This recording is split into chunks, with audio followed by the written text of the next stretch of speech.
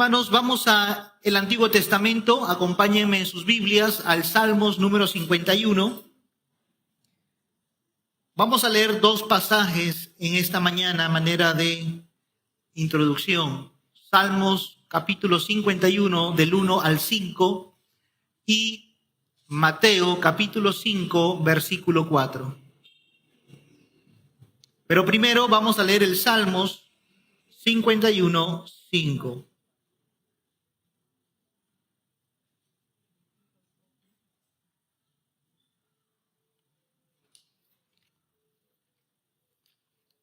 Salmos capítulo 51.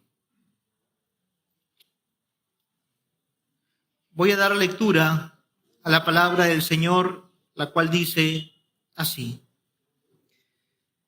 Ten piedad de mí, oh Dios, conforme a tu misericordia. Conforme a la multitud de tus piedades, borra mis rebeliones. Lávame más y más de mi maldad y límpiame de mi pecado. Porque yo reconozco mis rebeliones y mi pecado está siempre delante de mí. Contra ti solo he pecado y he hecho lo malo delante de tus ojos, para que seas reconocido justo en tu palabra y tenido por puro en tu juicio. He aquí, en maldad he sido formado y en pecado me concibió mi madre. Pasemos a Mateo capítulo 5, versículo 4, por favor, para dar lectura. Y esta vez, al ser un solo versículo, un texto muy pequeñito, vamos a darle lectura todos juntos. Mateo 5, 4, a la voz de 3. 1, 2, 3. Bienaventurados los que lloran, porque ellos recibirán consolación. Padre bendito, Dios juez justo, Dios compasivo, clemente, gracias por darnos una nueva oportunidad en este día, Señor, para reconocer nuestra bajeza, para reconocer nuestra miseria y dolernos por ella. Aún allí podemos ver tu gracia, Señor. Aún allí podemos ver, Señor, tu mano asistiéndonos. Te ruego, nuestro buen Padre, que en esta mañana puedas hacer crecer más el dolor de cada creyente hacia el pecado. Y aún, Señor, aquellos que nos visitan en esta mañana puedan ser redargüidos de la obra que solo tu Espíritu Santo hace, a la cual también me aferro en esta mañana, momento de compartir tu palabra. Asístenos en el nombre de Jesús. Amén. Amén. Estamos predicando expositivamente Mateo capítulo 5, 6 y 7. Es una serie de sermones expositivos basado en el sermón del monte, un sermón amplio, famoso también, fue dicho por nuestro Señor Jesucristo, un sermón autoritario. Dice la Biblia que Jesús enseñaba no como los fariseos, él enseñaba con autoridad y la gente estaba anonadada de ver la autoridad de Cristo.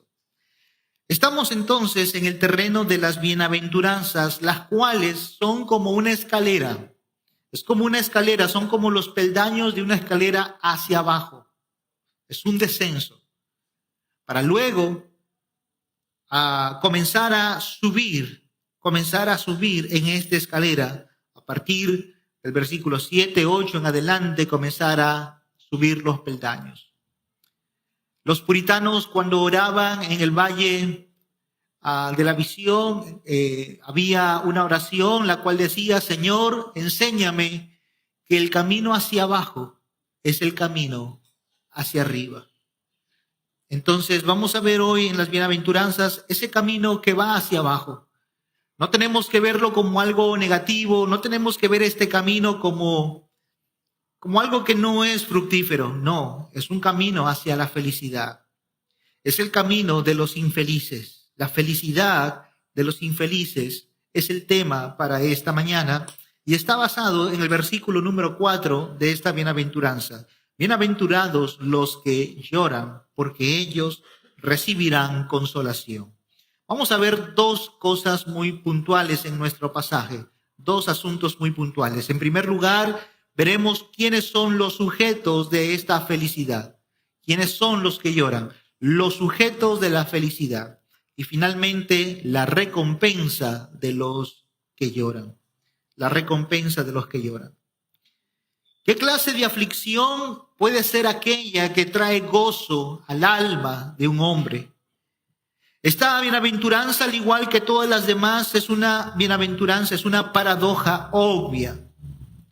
¿Qué podría ser más contradictorio que aquella idea de decir que los felices son los infelices, que los tristes pueden estar llenos de gozo? Y el versículo número 4 de nuestro pasaje nos habla justamente de esa paradoja.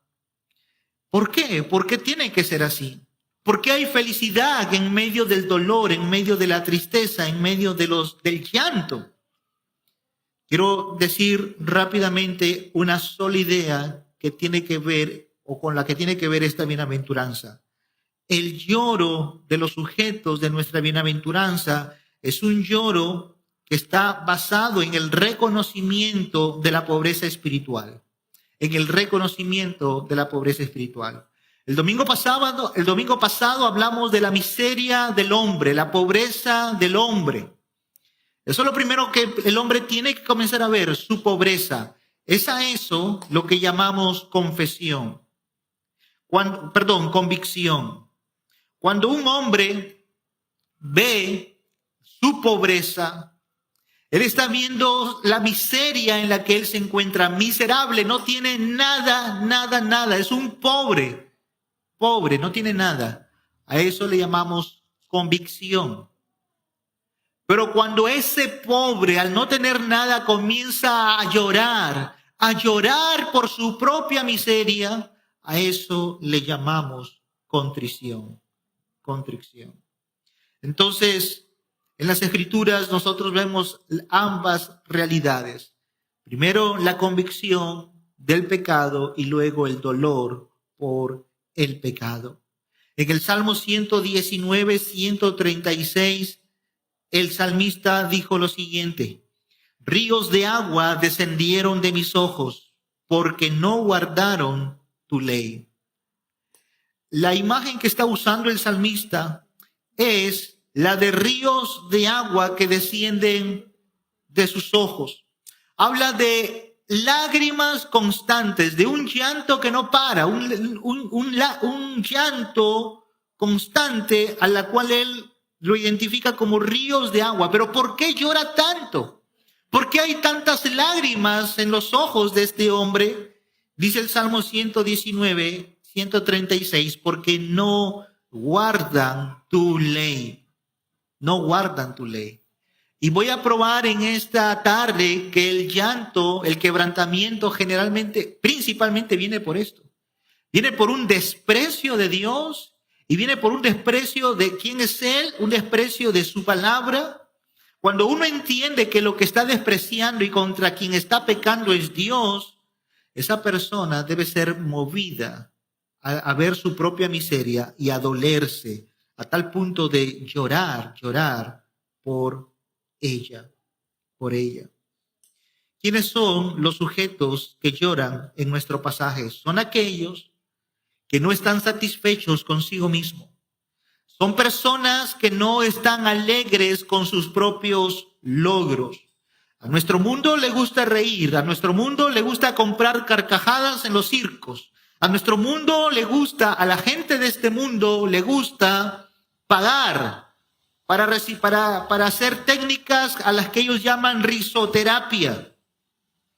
Eso es lo que le gusta a nuestro mundo.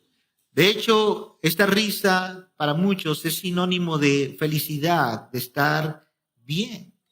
La vida o la máxima para la vida de muchos es eso. Pásalo bien, no seas un aguafiestas. No andes allí todo triste, no andes allí todo melancólico. Esa es la máxima de la vida. Disfruten la vida.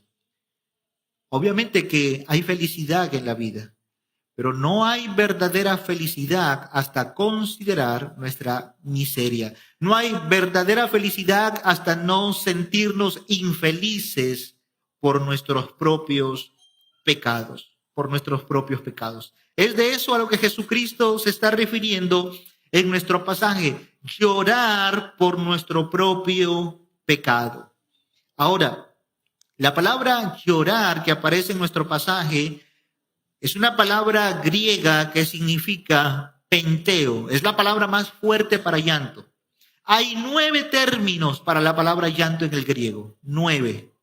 La que Jesucristo usa es la más fuerte de todas. Es el llanto de llantos. Es el llanto de desconsolación. Es el llanto que se da en medio de los funerales. Por ejemplo, Génesis capítulo 37, versículo 35, cuando Jacob se enteró que José estaba muerto, cosa que no estaba, pero le mintieron, él llora. Dice la palabra de Dios así. Y se levantaron todos sus hijos y todas sus hijas para consolarlo, mas él no quiso recibir consuelo. Jacob estaba demasiado triste y dijo, descenderé enlutado a mi hijo hasta el Seol. Y lo lloró su padre. La palabra lloró allí es la palabra que Jesucristo está usando en Mateo 5:4. La misma palabra, penteo. Es decir, lloró profundamente, amargamente, desconsoladamente, porque nunca más volvería a ver a su hijo José. Jacob está llorando. Es de esa profundidad de dolor la que Jesucristo está haciendo referencia en su sermón. Esa misma palabra también aparece en el Nuevo Testamento cuando Cristo muere. Marcos capítulo 16, versículo 10. María Magdalena, yendo ella, dice la palabra, lo hizo saber a los que habían estado con él, hizo saber la resurrección. Le hizo saber a ellos. Y la Biblia dice que ellos estaban tristes y llorando. Es la misma palabra que usa Jesús en el Sermón del Monte. Llorando, penteo, es llorar porque cuando saben que el ser amado ha muerto no volverá a la vida. Hay una gran aflicción, una gran aflicción. Es la aflicción que usted y yo tendremos si es que llegamos a perder a uno de nuestros hijos. Es el dolor que tú y yo experimentaremos si perdemos a nuestras esposas, a nuestros padres, a un ser que amamos grandemente. Esa palabra llorar tiene que ver con eso, con duelo extremo.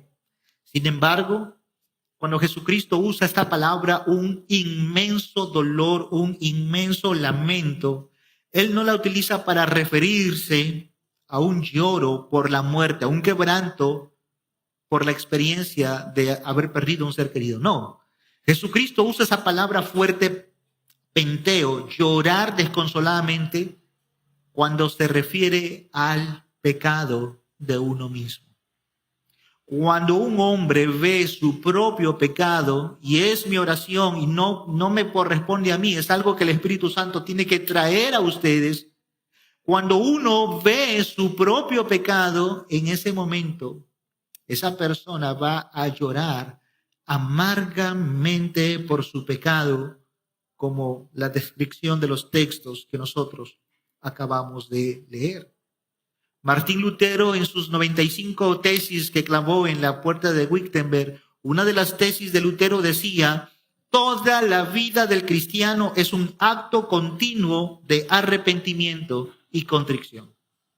Toda la vida del cristiano es un acto continuo de arrepentimiento y contrición. Bienvenidos los penitentes. Son creyentes que están llorando por sus pecados. La palabra también que aparece aquí, bienaventurados los que lloran, no significa que son las personas que en un momento lloraron. Lloraron por sus pecados al inicio, pero que ahora ya no lloran más. No, la palabra es un presente continuo. Es decir, constantemente estamos llorando por nuestros pecados. Hemos visto nuestro pecado y eso nos lleva a llorar. Es entender que siempre el pecado está delante de nosotros. El salmista lo expresó de la siguiente manera en el Salmo 51:3. Reconozco mis rebeliones y mi pecado está siempre delante de mí. Él reconoció que el pecado siempre estaba delante de él. Entonces, ¿cuál es el motivo del llanto? Ya lo acabamos de decir. Es haber visto su propia ruina espiritual y por tanto lamentarse, dolerse diariamente por nuestros pecados. Este es el llanto del que Jesucristo está hablando en Mateo capítulo 5, versículo 4. Lloren por ustedes mismos, lloren por sus pecados.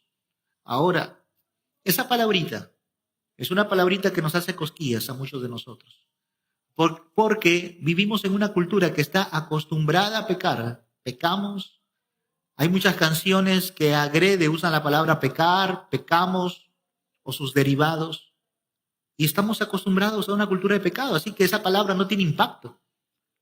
Así que es mi trabajo, en cierta manera, es mi deber, y el deber, por supuesto, de todo cristiano, hacer entender a las personas, poner delante de sus ojos la gravedad del pecado, o más bien dicho, como los decían los puritanos de una forma redundante, la pecaminosidad del pecado. Ellos usaban esta expresión para hacernos entender la gravedad misma del pecado. Porque llega un momento que aún nosotros, los creyentes, ya el pecado no nos asusta. Estamos perdiendo el temor del pecado y estoy aquí, hermanos, para animarnos todos, absolutamente todos, a quebrantarnos por nuestros pecados. Así que una buena manera de hacerlo y de ver este texto es a través del Salmos número 51 y por tanto quiero que vayan allá sin perder Mateo número 5. Dice el Salmos capítulo 51 como título, arrepentimiento y plegaria pidiendo purificación. Ese es el título que aparece ahí. Pero antes de dar lectura al Salmo 51, es importante que entendamos que algo pasó para que ese hombre, David, escriba ese Salmo. Él no lo escribió simplemente porque vino a su corazón. No, él escribe ese salmo a partir de una experiencia o muchas experiencias dolorosas. ¿Qué provocó a David escribir el Salmo 51? ¿Saben lo que le provocó escribir el Salmo 51? Primero de Samuel 12, primero de Samuel 11 y primero de Samuel 12. ¿Qué pasó allí? ¿Qué pasó con David en segundo de Samuel capítulo 11? Vio a Betsabé y adulteró con ella. Pecado número 1. David adulteró contra Betsabé. Él adulteró.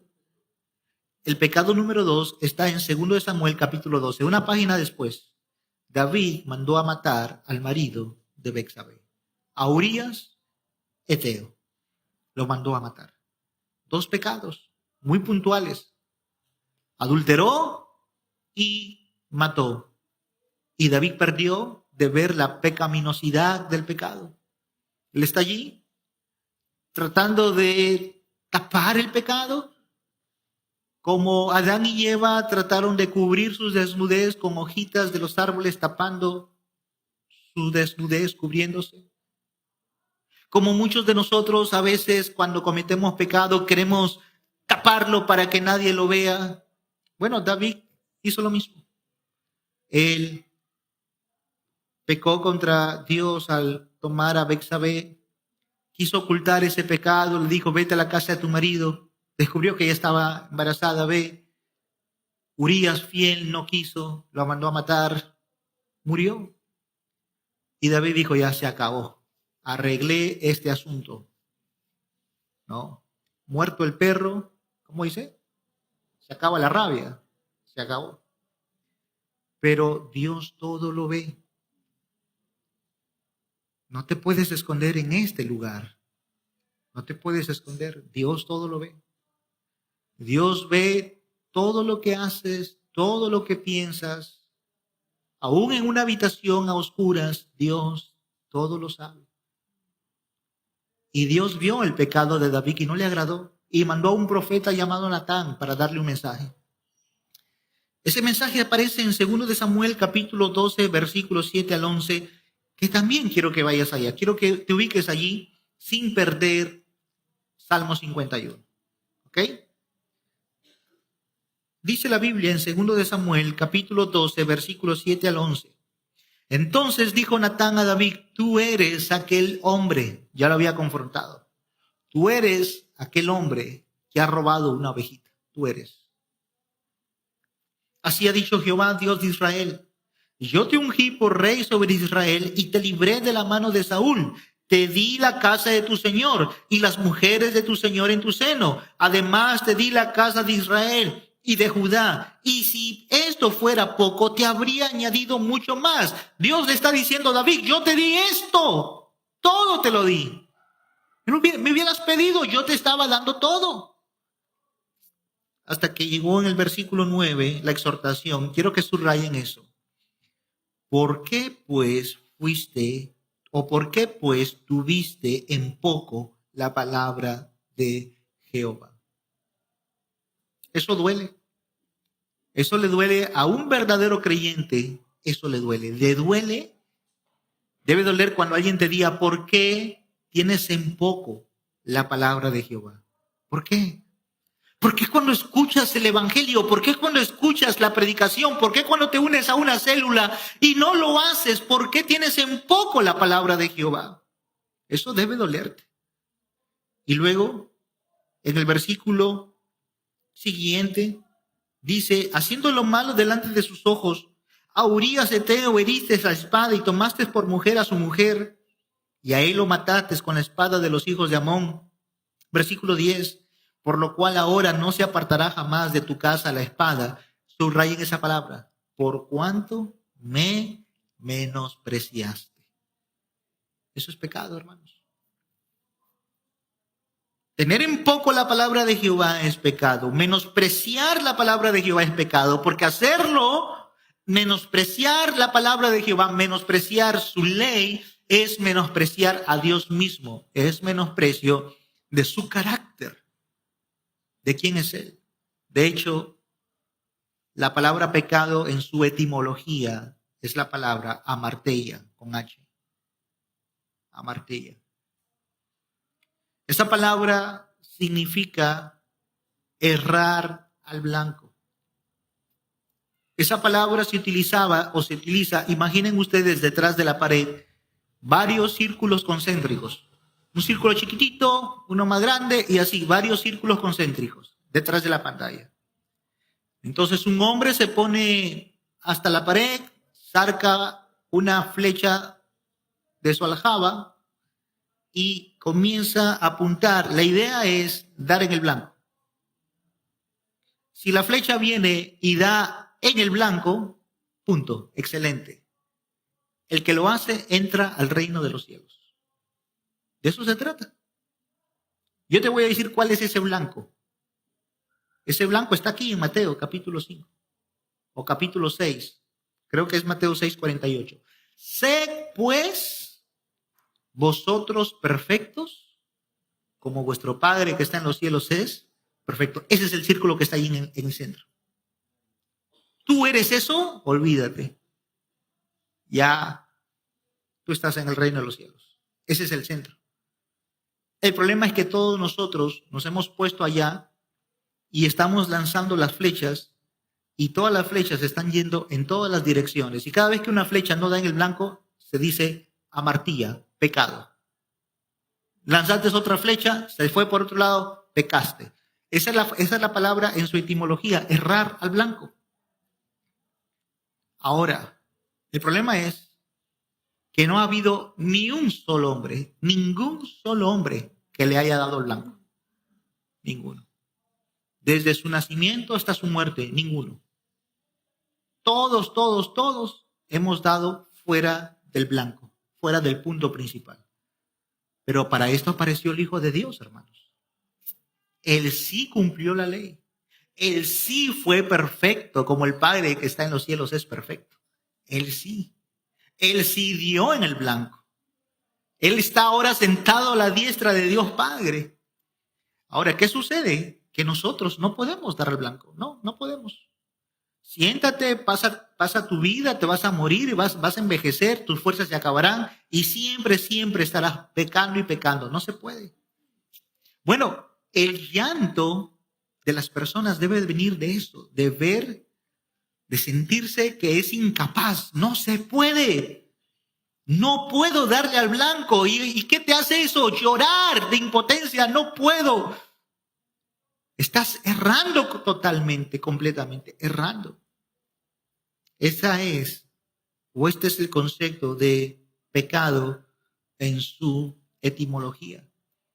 Pero cuando vamos a las Escrituras vemos que esa definición en Primera de Juan es transgresión de la ley. Es no violar la ley, es quebrantar la ley, no cumplir la ley. Y eso es lo que todo hombre ha hecho desde la cuna hasta la tumba. Lo único que hace es violar la ley. Bueno, debe haber una actitud frente a eso. Si estás violando la ley, si estás quebrantando la ley, el hombre, el mortal, debe llorar por causa del menosprecio de la ley de Dios. ¿Qué hizo David en el Salmos capítulo 51? Vamos allá. Mientras él estaba en pecado, él se estaba poniendo cada vez más flaco. Estaba envejeciéndose, se estaba enflaqueciendo, estaba como un loco David. Físicamente le pasó factura, estaba mal. No solamente eso, no tenía paz. Todos erraron en la casa real, todos pecaron. David con Betsabé, contra Urías. Luego tú vas al 2 Samuel capítulo 13, la siguiente página. Amnón viola a Tamar, su hermana. Y tú vas a la siguiente página, Absalón mata a su hermano. Y sigues a las siguientes páginas, el ejército de David mata a Absalón. Y David llorando por Tamar, por Amnón, por Absalón. Oh, hijo mío, cuánto diera por tenerte conmigo, Absalón, hijo mío. Llorando por las consecuencias propias de su pecado. Y mientras él seguía callado, mientras él no reconocía eso, su vida se estaba acabando, él estaba envejeciendo, hasta que llegó el Salmos capítulo 51, y escucha lo que dice David. Ten piedad de mí, oh Dios, conforme a tu misericordia. Conforme a la multitud de tus piedades, borra mis rebeliones. David reconoce, no voy a hablar expositivamente del Salmo 51, pero David reconoce la misericordia de Dios. Y hermanos y amigos, que tú estés en esta tarde aquí, es un acto de la misericordia de Dios. Que nosotros podamos escuchar la palabra de Dios hoy aquí, es un acto de la misericordia de Dios. Y luego dice el versículo 2, lávame más y más de mi maldad y límpiame de mi pecado. David reconoce que el pecado es algo que está dentro de nosotros, es algo sucio, no es nada bueno. ¿Saben cómo lo expresa el profeta Isaías? Podrida llaga. Desde la punta del pie hasta la punta de su cabeza no hay nada bueno en el hombre, excepto podrida llaga. ¿Quieres otra expresión horrible del pecado? Dice que nuestras obras son como trapos de inmundicia. Tú tienes definiciones.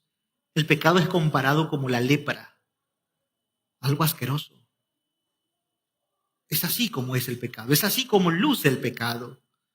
Y David reconoce que necesita ser limpio de su pecado, limpio de su maldad. No te consideres una persona limpia en esta mañana, no te consideres puro en esta mañana. Entender bien el pecado debe llevarte a ver la suciedad de tu corazón.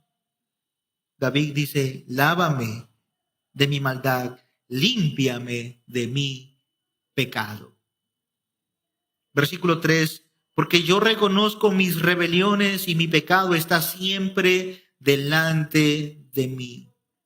Aquello que en un momento está allí, que uno lo hace por naturaleza, debe en algún momento ser reconocido. No todos mueren reconociendo eso y por eso van a morir eternamente alejados de Dios en el lugar de tormento eterno. Ahora, rápidamente me apresuro a decir que eso sucede y es una tragedia. Nadie va a llorar por su pecado. La razón de eso, la tragedia de eso, es porque tienen un corazón de piedra. Y eso es una tragedia. Y puede estar aquí, hermano. Más que llorar por tu muerte el día en que dejes de respirar, más nos va a doler eso. Que no hayas tenido quebrantamiento por tus propios pecados.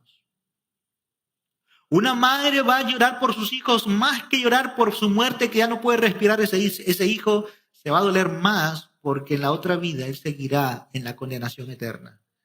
Porque no se arrepintió y no se dolió de sus propios pecados. En el versículo 4 vemos por qué la gravedad del pecado, por qué la pecaminosidad del pecado. Dice el versículo 4, contra ti solo he pecado. Esa es la gravedad del pecado. Hermanos, la gravedad del pecado no consiste en el mal que tú le haces al prójimo. ¿Eso es pecado? Sí, eso es pecado. La gravedad no consiste en eso principalmente. La gravedad, la pecaminosidad propia del pecado consiste en que todo pecado es hecho contra Dios. Cuando tú gritas a tu esposa, tú dices, bueno, he pecado contra mi esposa. Primero has pecado contra Dios. Estás gritando a la mujer que Dios te ha dado.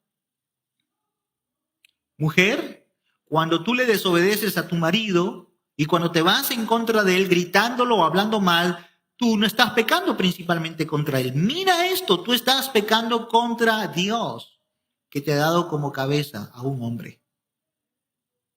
La gravedad del pecado no es que tú le haces daño al marido, le haces daño a los hijos. No es tanto daño le he hecho a mis hijos, tanto daño le he hecho a mi esposa, tanto daño le he hecho a mi marido. La gravedad del pecado es que es primero contra Dios.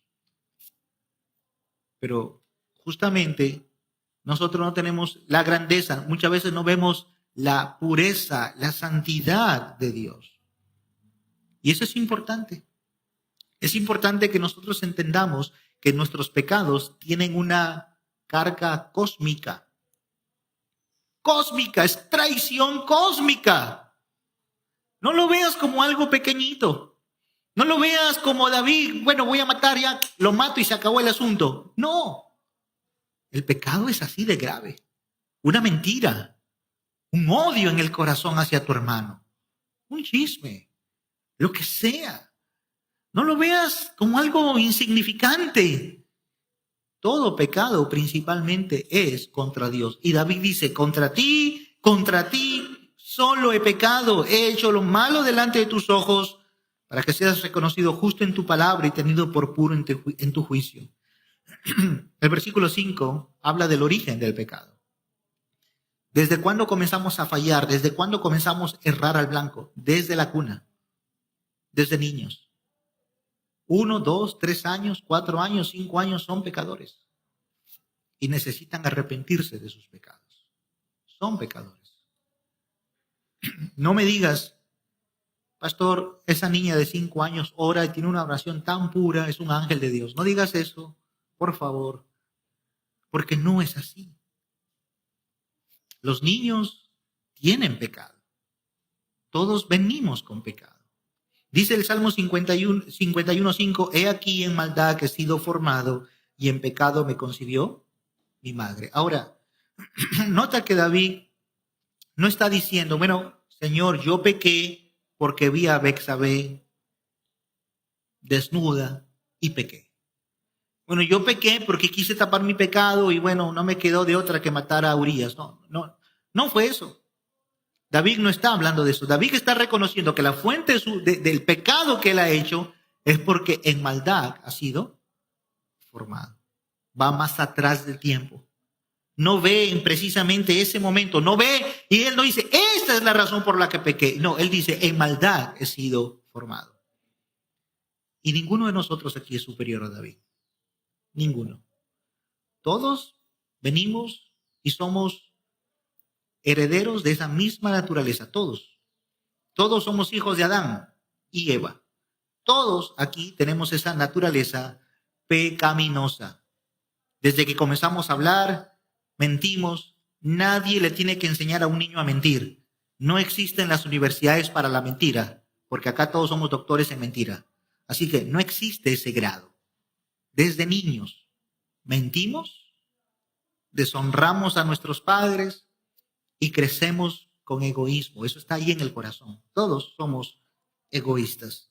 Las manifestaciones de ese pecado son evidentes. Conforme vamos creciendo, el pecado se va manifestando. Y David reconoce esto. La mayor ofensa contra el pecado siempre es contra Dios. Ahora, ¿cuál es el remedio para la gravedad del pecado? Si el pecado es así, ¿cuál es el remedio? Miren lo que dice Salmos capítulo 55. Escucha, versículo 17. Salmos 51, 17. Los sacrificios de Dios son el espíritu quebrantado. Vamos viendo aquí algo que Dios sí acepta. El sacrificio, el espíritu quebrantado. Al corazón contrito y humillado no despreciarás tú, oh Dios. Ahí comenzamos a tener esperanza. Nuestra esperanza está en tener un corazón contrito y humillado. Nuestra esperanza es comenzar a ver nuestra pecaminosidad como Dios la ve. No comparándola con mi vecino, no comparándola con el hermano que se sienta en la otra fila. No, mi pecado es pecado porque es contra Dios en primer lugar.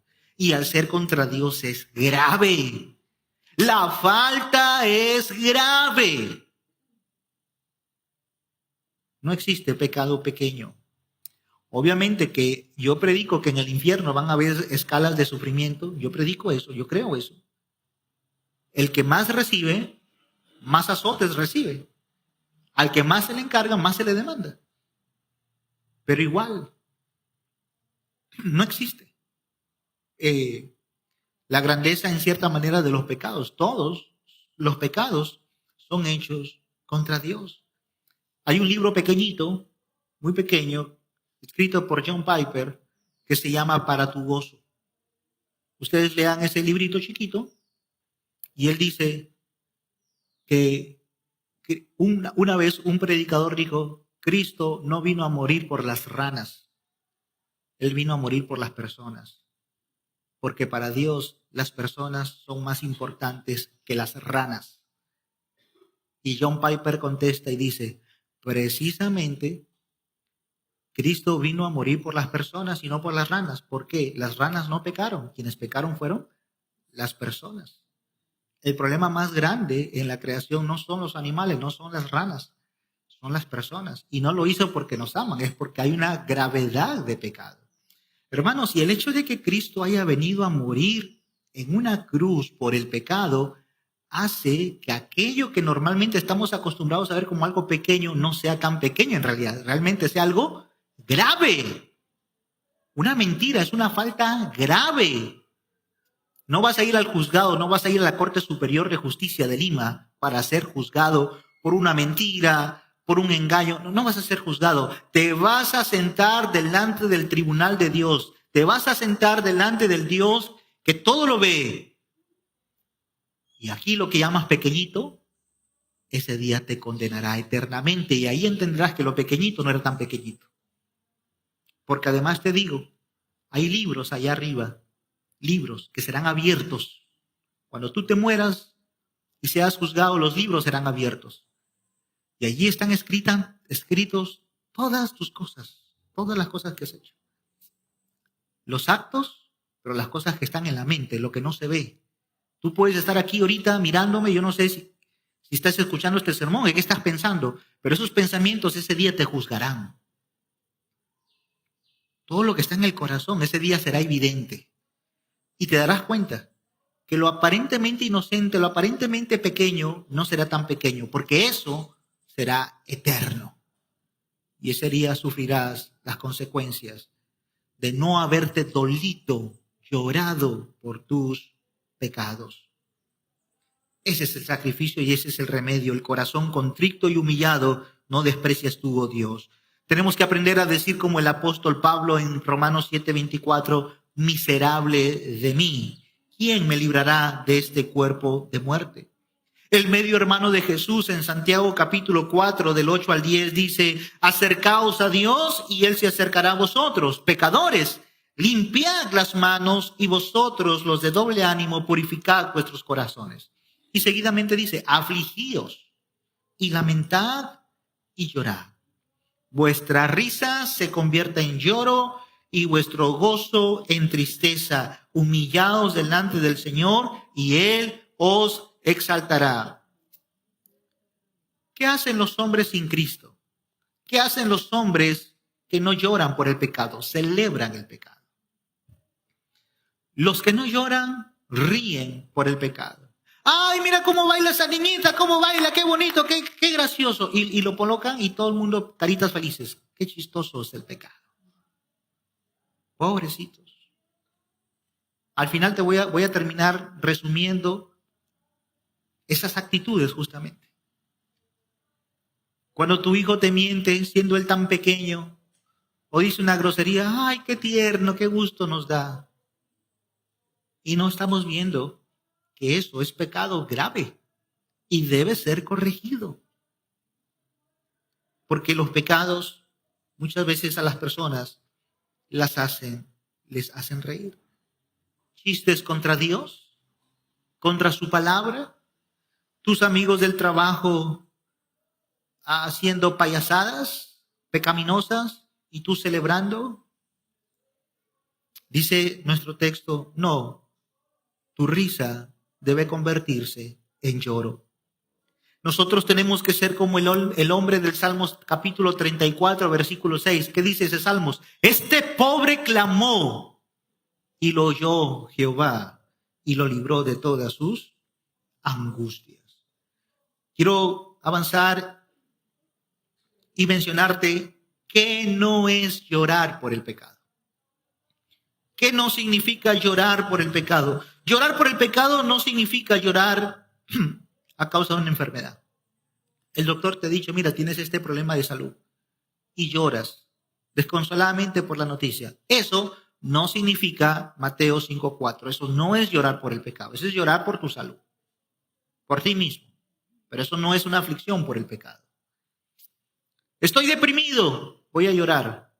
Eso es llorar por tu depresión. Eso no es llorar, según Mateo 5:4. Esto no es llorar por tu pecado. Eso no significa. He perdido un empleo y voy a llorar. Estoy triste. Estás triste porque has perdido un empleo. Esto no es llorar o dolor por el pecado. Tengo un problema en mi matrimonio. Bueno, eso tampoco es dolor por el pecado. No necesariamente esto significa llorar por el pecado. Llorar no es autocompasión. Nadie me quiere, nadie me ama. Estoy con una rosita ahí sacándole un pétalo. ¿Me quiere? No me quiere. ¿Me quiere? No me, nadie me quiere. No, llorar por el pecado no es eso. No es eso. Llorar por el pecado no es remordimiento por el pecado. Hay algunos hombres en el Antiguo Testamento que sí reconocieron su pecado, pero que no estuvieron quebrantados por él mismo. Y hay que hacer una gran diferencia. Hay gente que puede decir, pastor, yo sí reconozco que soy pecador. Sí, eso no significa nada. Y entonces, no, tiene que haber un dolor, un quebrantamiento por el pecado. Porque, por ejemplo, cuando Dios le da a Saúl, le da una tarea, una parte bien, bien oscura de la Biblia, en 1 de Samuel, le dice, ve y mata a todos los de Amalek. Mujeres, hombres, niños y aún los que maman pecho. Wow, así de terrible. Y Saúl va y mata hombres, mujeres y todos los niños que maman pecho, pero no mata, tiene más misericordia de las vacas. Tiene misericordia del malvado rey Amalek. Y cuando él llega, Dios está enojado y le dice, Samuel, ve y dile que lo he desechado por rey. Y el profeta Samuel va y le comienza a decir, mira, ha sido desechado por Dios. 2 veces Samuel reconoce, en 1 de Samuel capítulo 15, 2 veces reconoce y dice, yo he pecado. Quiero que puntualmente vean conmigo 1 de Samuel 15:30. El reconocimiento que Samuel hace de su propio pecado, que no significa dolor por el pecado. Ese es un reconocimiento, pero no necesariamente un dolor. Esto es un remordimiento, pero no es quebrantamiento. Samuel está en busca de la reputación. Él no está contrito. Dice primero Samuel 15:30, este es Samuel, ¿ya? Es Saúl. Saúl dice lo siguiente, y él dijo, yo he pecado. Este es Saúl. Samuel, yo he pecado. Pero te ruego que me honres delante de los ancianos de mi pueblo y delante de Israel, y vuelvas conmigo para que adore a Jehová tu Dios. A ver, ¿qué no entendiste, Saúl? Estás desechado. El Señor ha quitado tu reino, ya no te quiere más. Y ahí está Saúl, sí, yo reconozco que he pecado, pero te ruego que me honres delante de mis ancianos. Mi reputación, ¿dónde está? Eso no significa Mateo 5:4. Mateo 5:4 no es sí, yo reconozco esto, sí, yo reconozco, me siento mal, me siento avergonzado. No es una vergüenza, es un doler del pecado. Hay algunos que cuando pecan se sienten mal. Dice, el pastor me ha mandado un mensaje para citarme a la oficina. Ya se dio cuenta, ya se enteró. El hermano me ha llamado, quiere hablar conmigo, ya se ha dado cuenta. O me ha visto. Y a veces hay uno recién, ¿no? Se siente mal. No, llorar por el pecado aquí es otra cosa. Es entender la gravedad, es entender la pecaminosidad del pecado. Hermanos, los hipócritas hacen todo lo posible por parecer santos por fuera. Ellos quieren mostrar cierta sensibilidad al pecado, pero no la tienen. Ellos solamente tienen sensibilidad y son sensibles al prestigio y a la reputación personal, nada más. Vamos avanzando en esta segunda bienaventuranza. ¿Por qué la gente no llora por sus pecados? Esa es una pregunta que quiero contestar. Ya hemos visto quiénes son los sujetos que lloran, por qué lloran, qué no es llorar, o qué significa no llorar por el pecado. Pero ahora la pregunta tiene una connotación diferente. ¿Por qué la gente no llora por el pecado? ¿Por qué la mayoría de personas no lloran? Te voy a dar 5 posibles razones. La primera es, no lloran porque tienen un corazón de piedra, un corazón petrificado. Y un corazón de piedra no siente. Ezequiel 36:26. Os daré corazón nuevo y pondré espíritu nuevo dentro de vosotros. Eso es lo que todo el mundo aquí necesita. Aquí nadie necesita arreglar un pedazo de su vida, una parte de su vida. Aquí lo que todos necesitan es un nuevo corazón, es un nuevo espíritu. Quitaré de vuestra carne el corazón de piedra y os daré un corazón de carne. El corazón de piedra no siente. Hermanos, las personas con las que he conversado, y a veces yo los quedo mirando, han sido con fiscales y médicos. No sé, es triste conversar con un fiscal, pero ellos están ahí. La vez pasada estaba conversando con una hermana allá en Piura de nuestra congregación que apoya labores de fiscal. Ella misma está preparándose para ello. Dicen, pastor, llaman a la escena del crimen. Y a veces, ya ustedes se imaginan ver un cuerpo allí de un niño, de un hombre asesinado brutalmente. Llega el fiscal y dicen, a ver, denle vuelta. ¿Quién es moretón? Ok. ¿Qué más? Acá, ok. Asfixia, ya. ¿Cuántas puñaladas? Listo. Hace el informe, ahora sí, recogen lo que le llevan a la morgue. Luego vuelven a llamar, otro muerto en otro lado. Esa gente está insensible ya. Están recogiendo cadáveres, viendo la maldad allí, fríos. Muchos en esta vida viven así de manera espiritual. Ven el pecado y no se duelen por el pecado. Los médicos, ¿cuántas cosas ven, pasan por sus manos, pacientes? Y para ellos el paciente sigue siendo un paciente. El paciente de la cámara número 136, hay que hacerle esto. El paciente de la cámara número 172, son camas, no pacientes. Personas así que están acostumbradas a tratar con frialdad. Un día da más en emergencia. Yo he pasado varias veces, me he ido varias veces de emergencia al hospital. Es horrible. Entran las camillas, la gente con cuchillos aquí atravesados, horribles. El caso que más me impresionó fue el caso del testimonio de unos doctores en Chile, cuando una niña fue ultrajada. Un equipo de médicos tuvo que intervenir a la criatura. Todos ellos terminaron necesitando un psicólogo porque salieron llorando de la operación.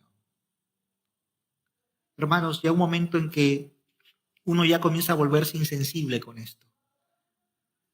Es muy peligroso que estés aquí en esta tarde escuchando hablar del pecado y no dolerte de tu pecado. Aún a los creyentes que están aquí, abrazar pecados y estar allí tranquilos como que si con ellos no es. Porque a veces es más fácil llorar por el pecado del otro. Yo lloro por lo que el otro me hizo y me rasgo las vestiduras por el pecado del otro. Pero la bienaventuranza es para uno mismo. Llora por tu propio pecado. Mírate, mira la gravedad, mira la fealdad, mira la pecaminosidad de tu propio pecado. Ver a Cristo morir en una cruz por nuestros pecados y esa imagen de Cristo en el Calvario no derrite un corazón, hermano, de seguro, sin tendencia a equivocarme, tú eres un candidato para ir al infierno. Amigo, si no se derrite tu corazón por el sacrificio de Cristo, tienes un corazón de piedra y estás en serios problemas. Si tú me dices, pastor, yo he visto la película de Mel Gibson y hasta he llorado viendo la pasión de Cristo, ese es llorar por una trama de imágenes que en la vida real sucedió, quizás muy como la película, muy parecido a eso, pero es llorar por el sufrimiento en sí. Pero el asunto aquí es dolerse por nuestros pecados al considerar la obra de nuestro Señor Jesucristo.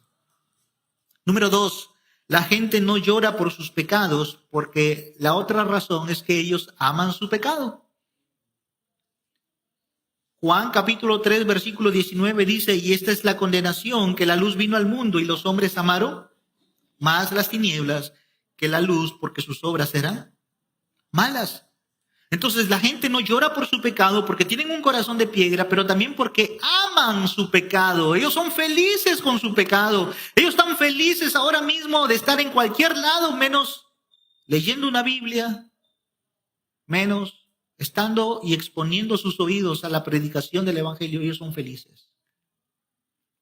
La tercera razón por la que la gente no llora por sus pecados es porque están ciegos. Ellos mismos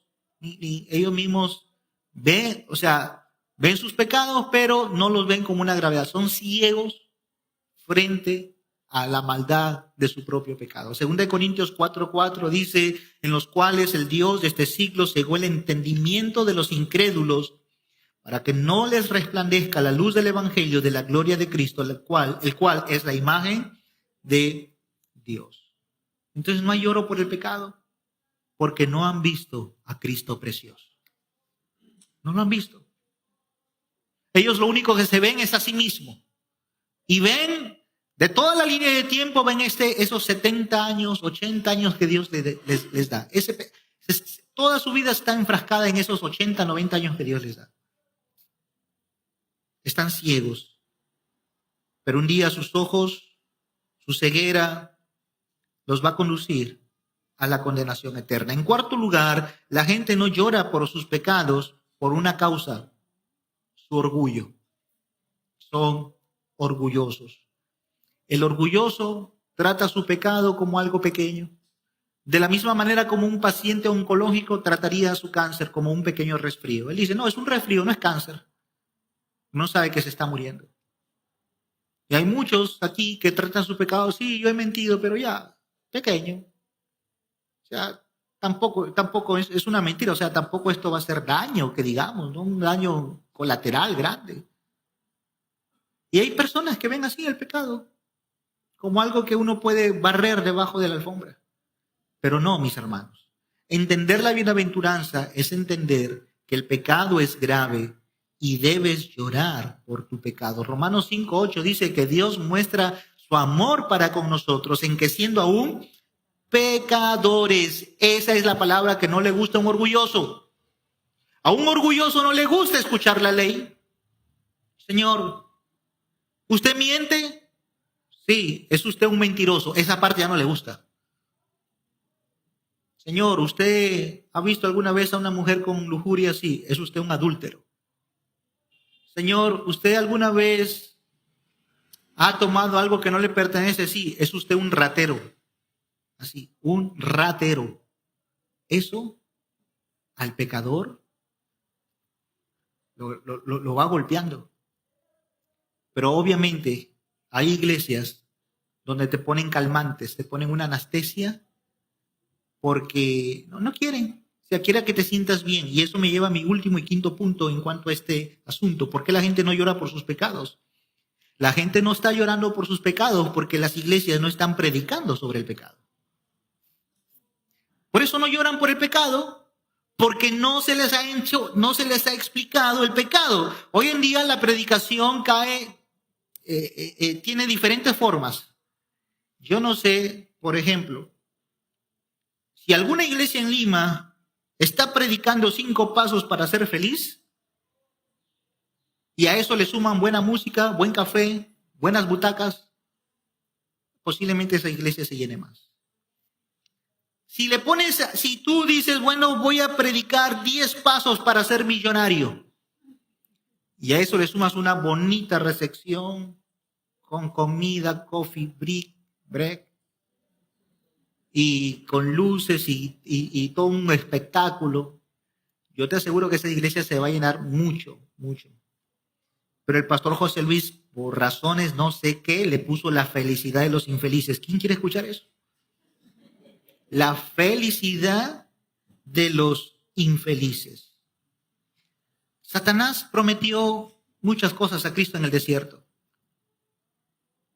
Si tú te postras, todo esto te daré. Si tú me adoras, mira, todo esto te daré. Todas esas promesas que Satanás ofreció a Jesucristo en el desierto, todo eso ha sido que Jesucristo desechó, lo descartó. La iglesia de ahora lo ha recogido para tomarlo como base de su religión. Eso es pecado. Eso es pecado. La iglesia de Hillsong, una iglesia con su sede central en Australia y con diferentes sedes en Estados Unidos, en la Argentina ya hay una iglesia de los Hillsong. Y así el fundador, o por lo menos los representantes de la iglesia en entrevistas dicen, mira, nuestra iglesia es una iglesia divertida, es una iglesia que busca que la gente se sienta bien. Ellos dicen, la gente trabaja de lunes a sábado, tienen problemas con sus empleadores.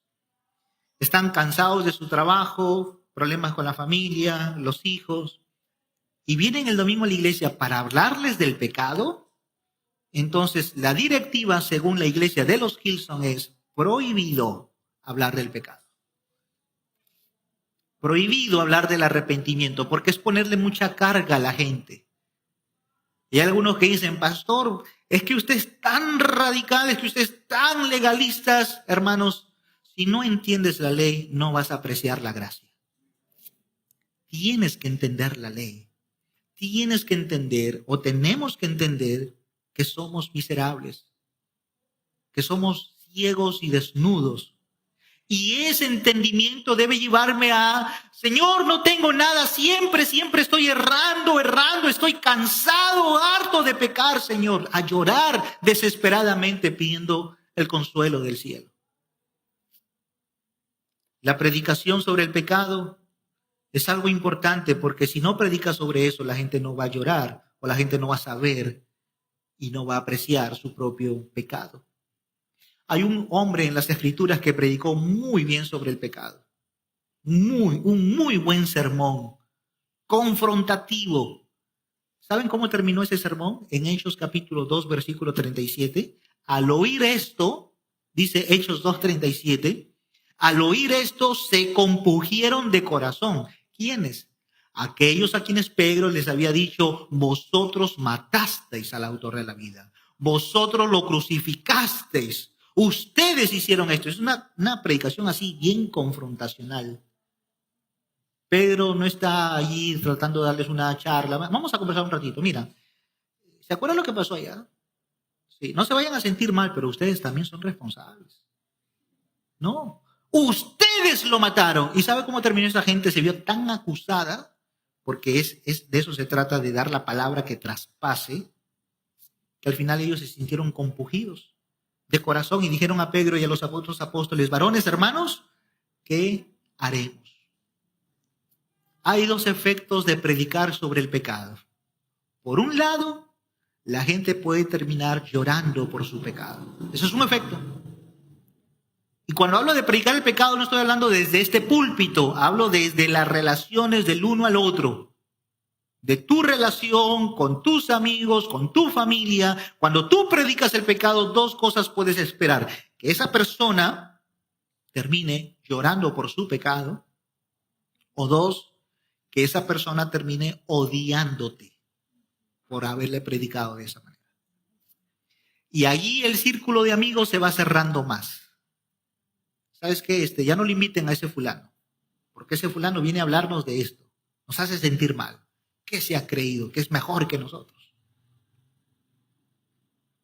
Cuando un jefe te dice, ¿sabes qué? ¿Tú eres cristiano? Sí.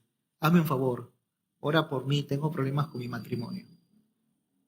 Y tú estás bien que digas, sí, voy a orar, pero también tienes que hablarle de la ley, confrontarlo, porque la ley nos lleva a Cristo. La ley es nuestro mejor maestro para guiarnos a Cristo, pero no estás dispuesto a hacerlo. Porque hablarle del pecado a tu jefe es casi equivalente a perder tu trabajo. Y entonces da miedo. Y entonces, más adelante vamos a ver que el Sermón del Monte trata de la influencia del cristianismo en el mundo.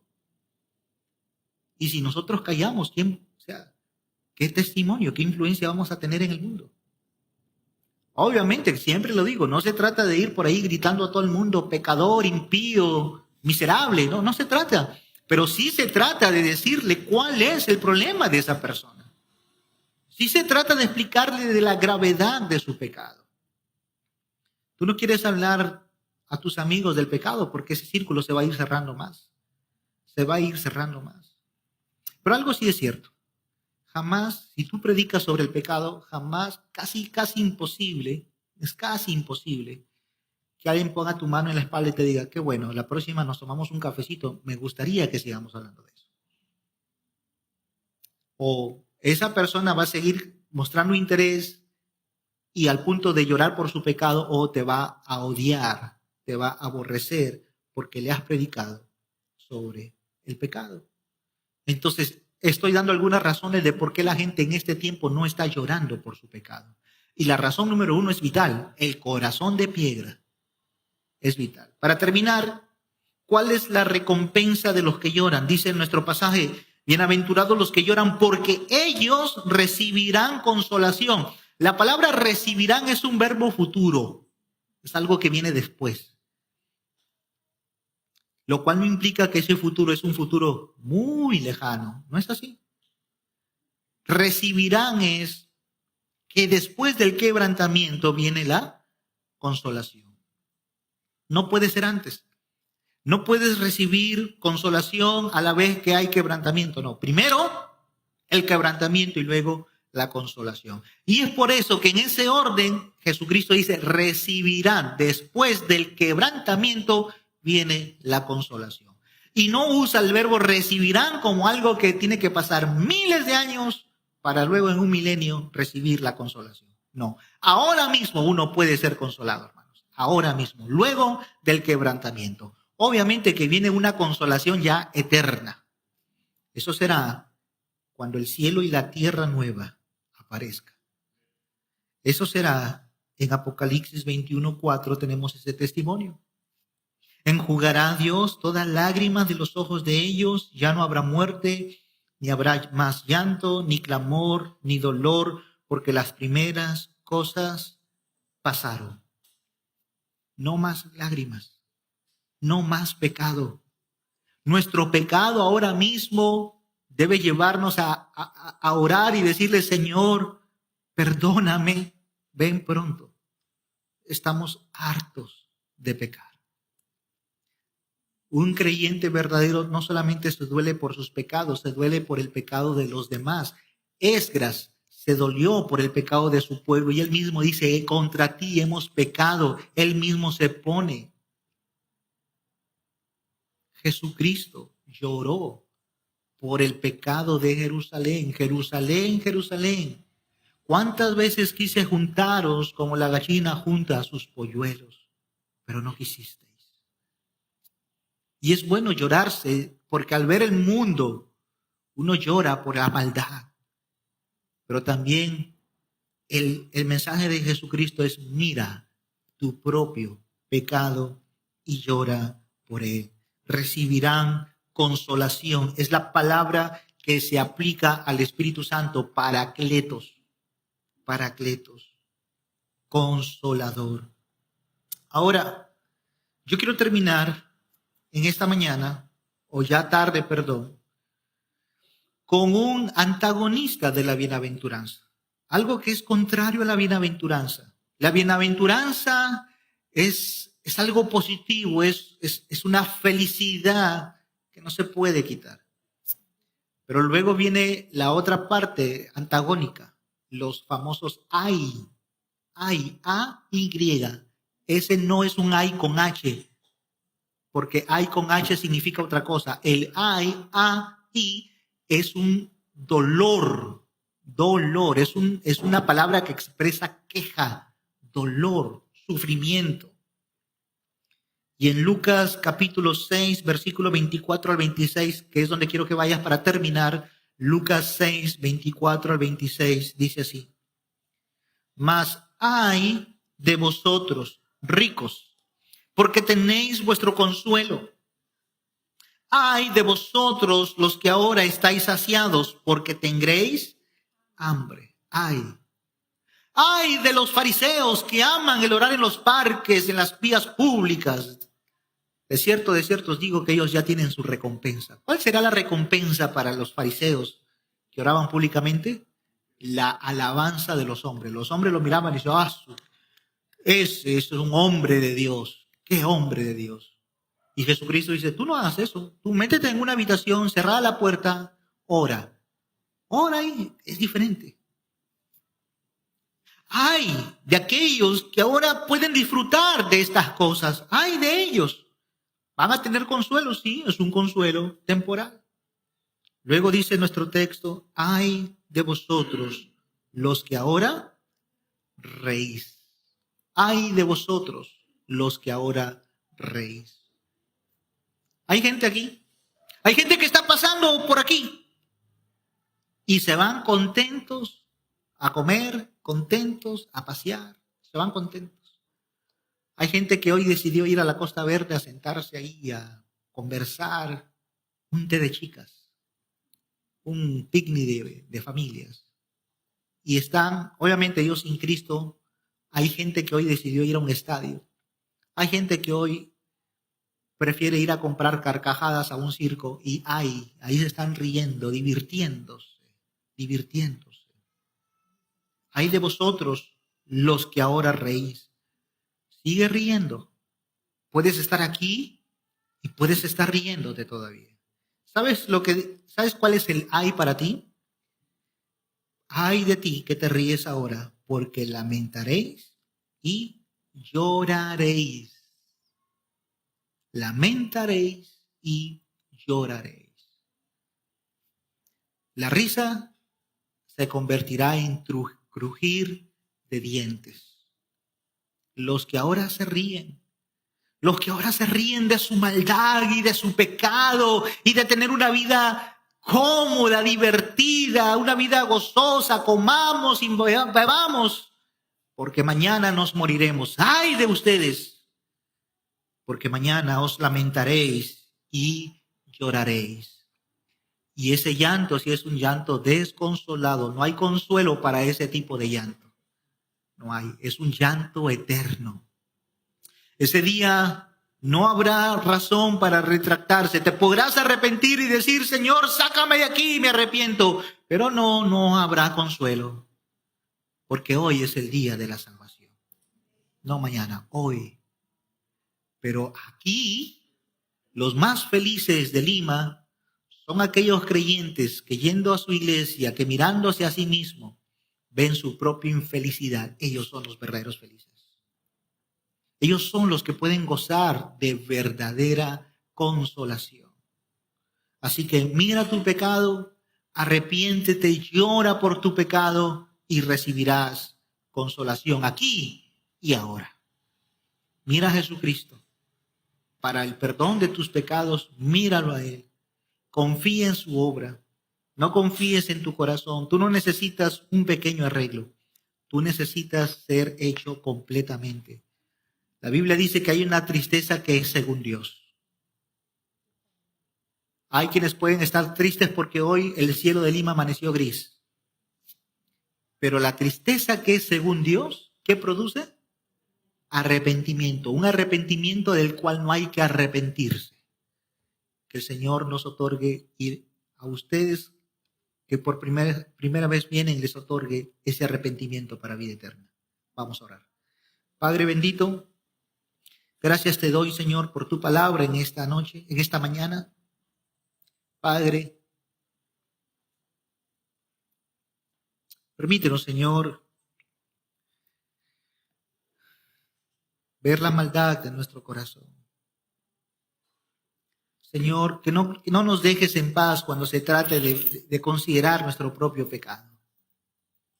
Usa a tu pueblo, la iglesia, Señor, para que ellos sean nuestros ojos también y nos puedan ayudar y nos puedan exhortar cada vez, Padre, que estamos en pecado. Dios amado, haznos entender como tu pueblo una vez más recordándonos que todo pecado es traición cósmica, que no es poco, que realmente es mucho, Señor. Y Padre, ayúdanos a vivir con tal lamentación, lamentándonos, llorando por el pecado, porque solamente así, Señor, sabemos que viene la consolación del cielo. Estas cosas, Señor, te las rogamos en el nombre de Jesucristo. Amén y amén.